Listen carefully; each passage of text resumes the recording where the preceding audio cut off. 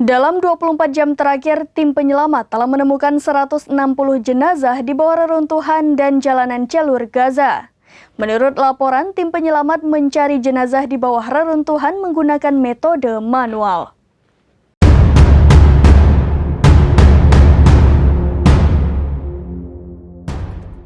Dalam 24 jam terakhir, tim penyelamat telah menemukan 160 jenazah di bawah reruntuhan dan jalanan jalur Gaza.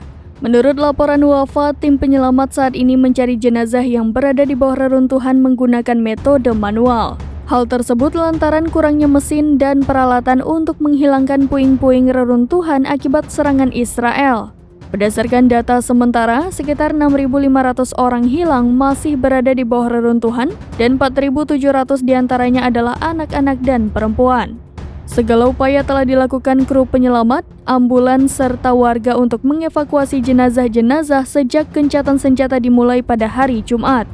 Jumlah korban tewas sejak dimulainya agresi Israel pada 7 Oktober menjadi 15.000 orang, termasuk lebih dari 6.150 anak-anak dan 4.000 perempuan. Dalam 5 hari terakhir, 300.000 unit rumah rusak akibat bom udara, darat, dan laut Israel.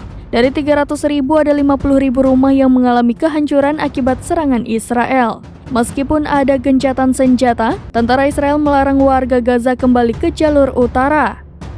Tentara Israel yang ditempatkan di Jalan Salah al-Din menembakkan peluru ke arah warga yang mencoba mencapai utara untuk melakukan inspeksi.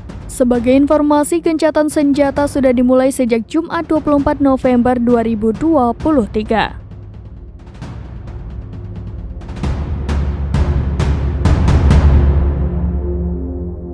Demikian informasi terkini, Syedara Lun saksikan terus berita lainnya di kanal YouTube Serambi News, website dan Facebook serambinews.com.